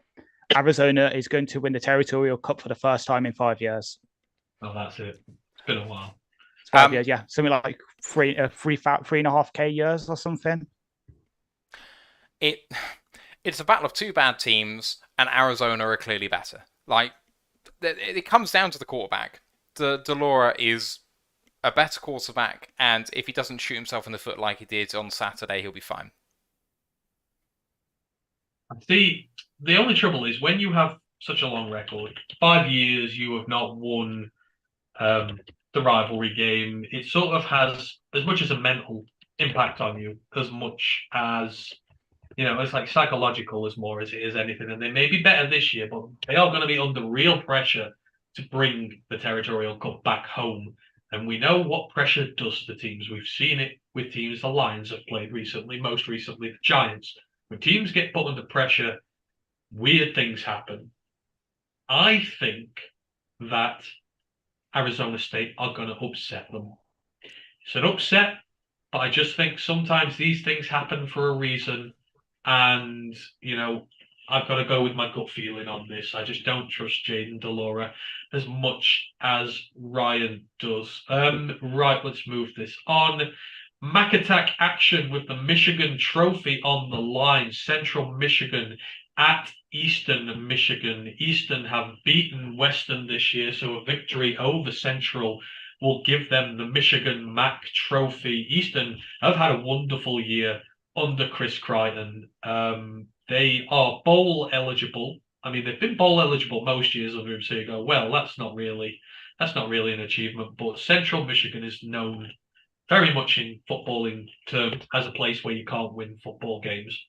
difficult to win. It's a hard program to go and win it. And they won 7 games this year. They're 7-4. And Central Michigan on the flip side are 4-7. It's been a rough year for them and Western, neither of whom are going to a bowl game.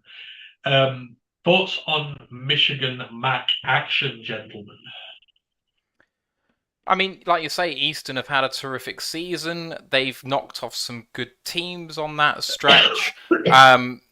So I like looking at similar teams with this. So Eastern have got a loss to Buffalo, which Central did win a couple of weeks ago. But they blew away Western when Western beat Central. And that's the most recent game. You lose at home to Western, and then you have to face Eastern on the road.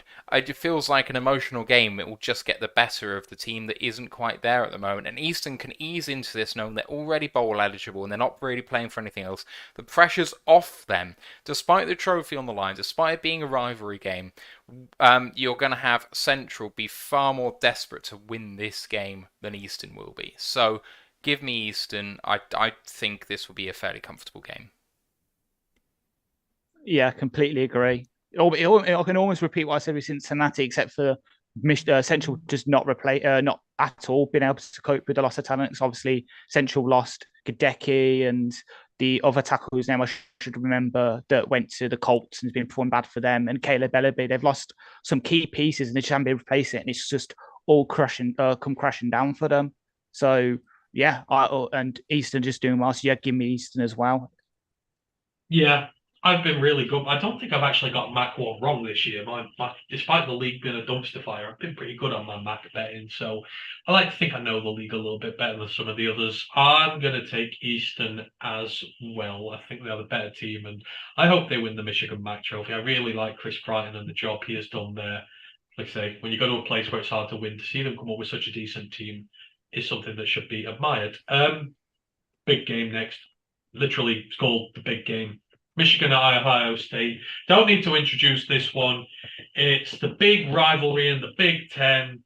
Winner goes to the college football playoffs. Loser more than likely doesn't go to the college football playoffs. Ohio State favored by 8 in this one. Fellas, time to make some Michigan fans happy or unhappy. Where are we going for the big game? I wish this was against the spread so I could hedge myself a bit more. But yeah, I have to make the Michigan fans happy. Just Blake Corum, I know he's officially on, at least in the score app that I use, his list is questionable with that knee injury.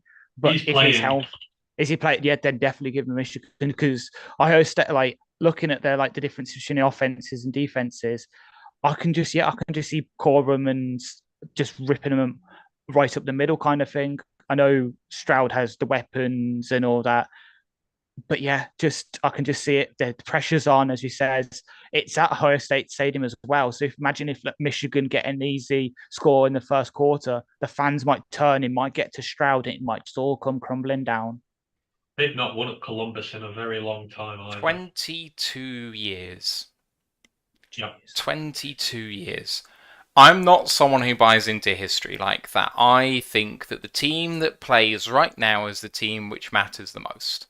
However, this is a Michigan team which has built its foundation on good defense and a solid run game. Now, Blake Corum will probably play. His x-rays have come back fine, but he is banged up. You saw the way he went down on Saturday. It was not good for them. Like, he was in a bad way, and he will not be going in at 100%. And he is the identity of the team. And with no backup running back in Edwards, because he probably ain't going, it makes them... I think McCarthy will be playing a part in this game. And I think that Ohio State, despite what I said about what happened with them and Maryland last week, I think that at home that Stroud and Harrison and that freshman running back get it done. I really do. I think OSU are going to bring this one home. Despite what I'm wearing, I'm picking OSU because the pick watch is more important than me going for the team that I have sympathies with. Ooh.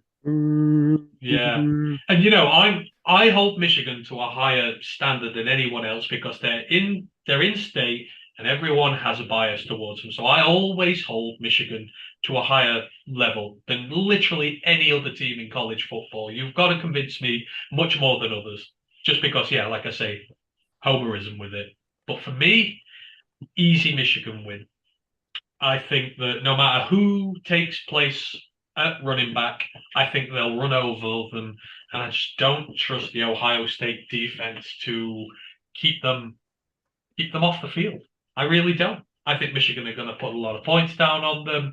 I think there's going to be some really, really sad Ohio State fans when this is done. So, yeah, Michigan win pretty easy for me on that one. What is the spread? I just had it there a minute ago. So it is over-under is 57.5. What do you reckon? That getting reached? What number is it, sorry? 57.5, the over-under. You're taking the over or the under? Under just. That's about on the money, isn't it? It's Matt, you're the gambling man, Matt. You're the gambling man. True. I'll take the under. Ooh, I'm going to take the over. All Not right. by much. Not by much. I'm going to take the over. Right, we'll get through the last few of these because I'm well aware we have a second podcast to do this evening. Quick thoughts. Notre Dame at USC. USC need to win this one to keep up the college football playoff hopes. They need to win this one to wrap up home advantage in the Pac-12 championship game. A lot on this for them. But Notre Dame, who the hell knows what they are this year? Home defeats to Stanford and Marshall have just been like, yeah, that's an awful team, but they've won a lot of games this season, and slowly, more progressively, under Marcus Freeman, they're looking like a very competent football team. And this is a big banana skin for USC. Cannot write them off on this one. Thoughts, Notre Dame, USC? I think ND can do it. They've just recently beat Clemson, who were a juggernaut beforehand, and they absolutely tore them apart. I know ND have had obviously the really bad losses, which does annoy me a bit because they're still ahead of us in the college playoff rankings despite this, but I can just see them doing it. They both have decent offense. Well, USC has a great offense, ND has a great defense, and vice versa. USC's defense is okay. I just trust ND's running game a tiny bit more. And obviously Michael Mayer as well. And I can see him almost dinking and dunking, just running the ball, because that's what they did against Clemson, if I remember rightly. I know we broke the record for rushing yards in a game against Clemson this season, but then ND, I think, beat it as well. Yeah, their run game's been really good recently. So interesting, Matt. I mean, USC 5.5-point favorites, over under is 64. They're expecting a lot to be scored. Who have you got? Well, smash the over, by the way. 64 points. Smash the over. These defenses are trash. USC have not scored less than 41 points in their last 5 games. Notre Dame have not scored less than 35 points in their last 5 games. And those 5 games for Notre Dame include Clemson and Syracuse. 2 very good defenses. This game has got points written all over it. I'm going with USC. Better quarterback. Better top receiving weapon. Jordan Addison is probably wide receiver 1 in this draft. I know people will like Quentin Johnson. Addison's been the lead runner for a long time, and he's done his draft stock no problems in this season.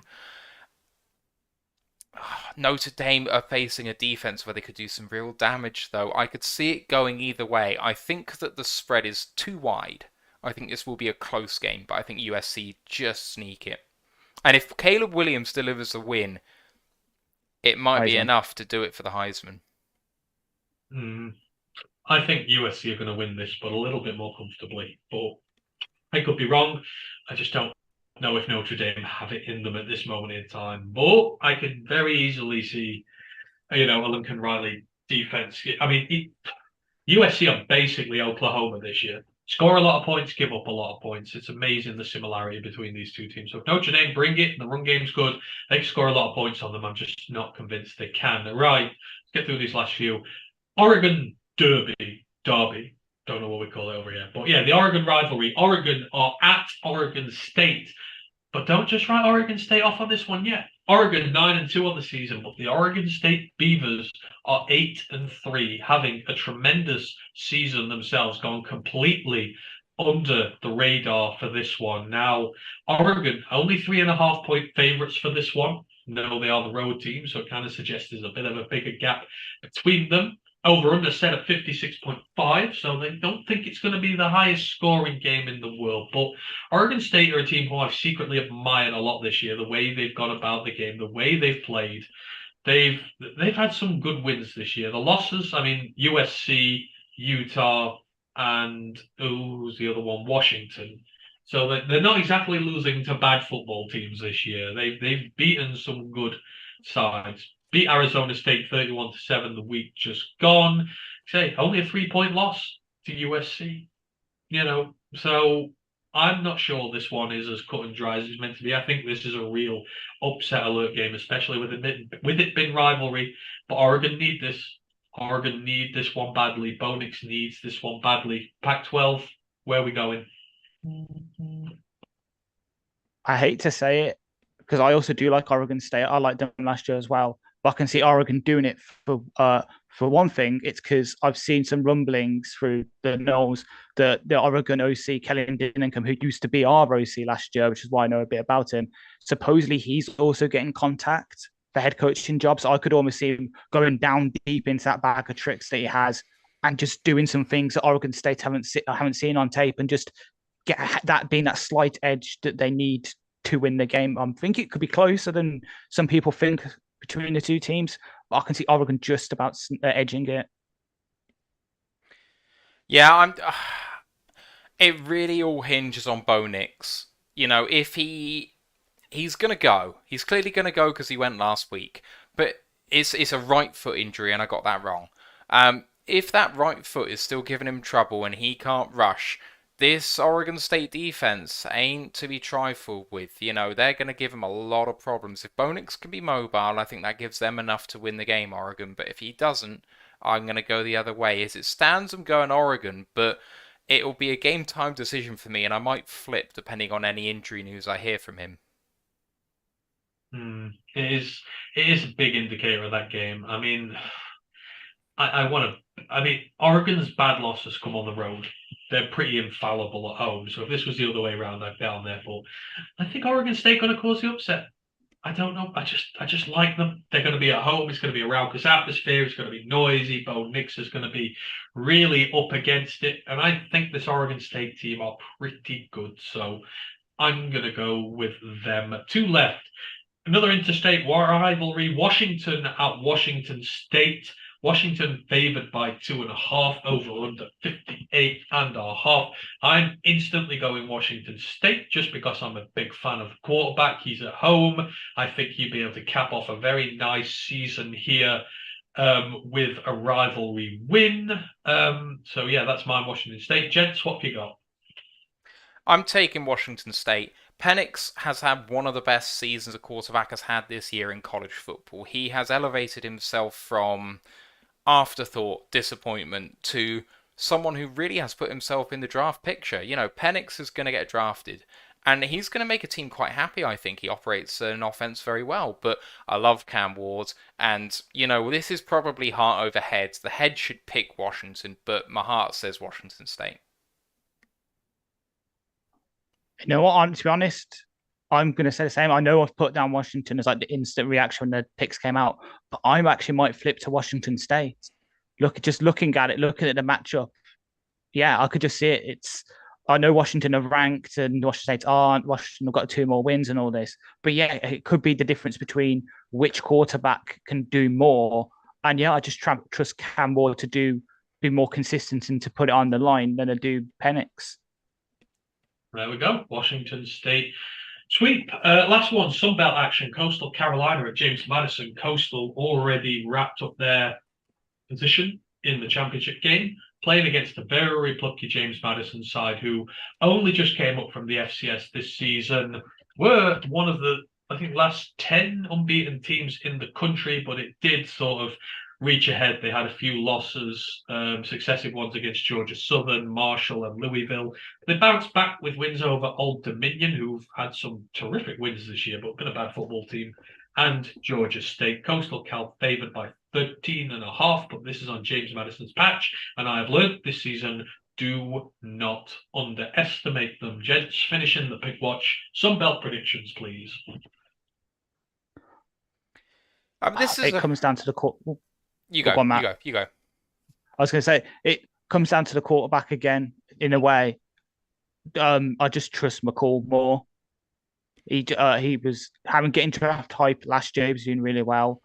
And again, he's done pretty decent this year. And I think if I look, Coastal are unbeaten on the road, while JMU at home, they have the one loss. I could just see McCall just being that little edge that maybe he might be even, but he just has that little bit more. And this could actually, if I could see this being that sort of this statement game for him, he could come out and think, right, this is my last chance now to put it onto the field and show teams why they should take me above day 3. Yeah, so the JMU, according to ESPN, have a chance of winning this game of 63%, which I know flies in the face of what Ant just said about the spread. So there are wildly different predictions for this game. But I'm with Ash. I think that McCall is the best quarterback, the more reliable quarterback. 21 touchdowns, 1 interception on the year. And you know what? Coastal going to go. They're going to finish off the year with a high. Oh, I got it wrong. James Madison are 14.5 point favourites. There we go. Wow, that'll be why. That seems high. Actually, is Grayson McCall playing? So I think I might have missed something here, and I think McCall might be out, and it's just come to me, but I don't know why. Yeah. Oh yeah, his foot injury. Yeah. That's why. Oh. But Coastal have had a real good ground game this year. Yeah. So I've flipped to JMU. I've just remembered that, and JMU have had a good defense. Good defense against a backup quarterback. Go JMU. oh, see, I don't know. I've bet against Coastal when I shouldn't have this year. I'm not 100% sure about this. But they've still been winning without him. That's the point. I'm going to go Coastal. I think they can still do it without him. I think they are a really good team this year. We wondered how they'd get on, but I mean they didn't play this weekend because it was the Virginia game. Unfortunately, what happened there, but they've beaten App State and Southern Miss without him. So I'm gonna say that he can do it. Then that's that. Any other fixtures anyone is interested in or wants to mention this weekend before we call this a day? Obviously, South Carolina head to Clemson. Possible upset alert there. Tennessee and Vanderbilt face off. Maybe Vanderbilt will get 3 weeks in a row at the top of the charts, top of the title list here. Any other games anyone wants to mention before we get out of here? Nope. No, we're all good. Right. So thank you ever so much for everyone who has joined us this evening for a much different paneled college football podcast. We appreciate you joining us as always.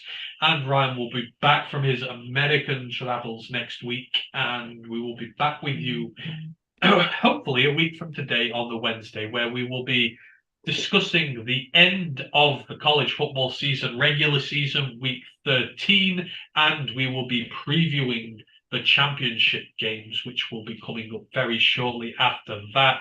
And then probably in a couple of weeks, we will do our final end of season mock drafts, which is always going to be good fun. How much of mine and Ryan's opinions changed over the course of the last half a season. But to Matthew, to Ash, thank you ever so much for stepping in this evening while Ryan's been away and I am ill as all hell. I may not look it, but this has been a bit of a grind to get through. So thank you very much. In terms of the Roar of the Lions UK main podcast, we will be back with you shortly. We will be looking at Buffalo Bills preview because that is happening tomorrow. It is all over the place, our schedule this week. We will be doing a watch along tomorrow, as we usually do. I will definitely be on. Matt might be on a little bit later. I don't know what's happening with work and not, but we'll both be on at some stage or another. So you can come along and watch our live reactions to the game. Hopefully we kick their ass there. Apart from that, just go through all our socials very quickly, because we're going to do this twice this evening. Website, www.roarofthelionsuk.com. Please go and check out Ashley's article on the Buffalo Bills. Tomorrow, after you've listened to our podcast later as well, 2 great sources of information on this game on YouTube, Roar of the Lions UK, Twitch, ROTL_UK, Facebook page, Roar of the Lions UK, group, Detroit Lions fans, UK One Pride Worldwide, on Twitter, ROTL_UK, Instagram, same. And yeah, thank you ever so much to everyone who has joined us this evening. Just, I guess, as I say, remains for me to once again thank Matthew. Thank you once again, Ashley. Really appreciate you joining me this week. And we shall see you shortly. One Pride. One Pride. On Pride. Recording stopped. Right. So I think, folks, I need to end the stream so that it goes on to the new one. I think we should all take 5 or 10. Ash is going to join us again for the Lions one because Steve can't make it because we've run on too long, basically. So, okay. Right. So, folks in the chat, it's going to be on the separate video that we have on our channel. So if you guys can hop onto that one now, and we'll see you there in about 10 minutes time. See you then. And if you've got any questions,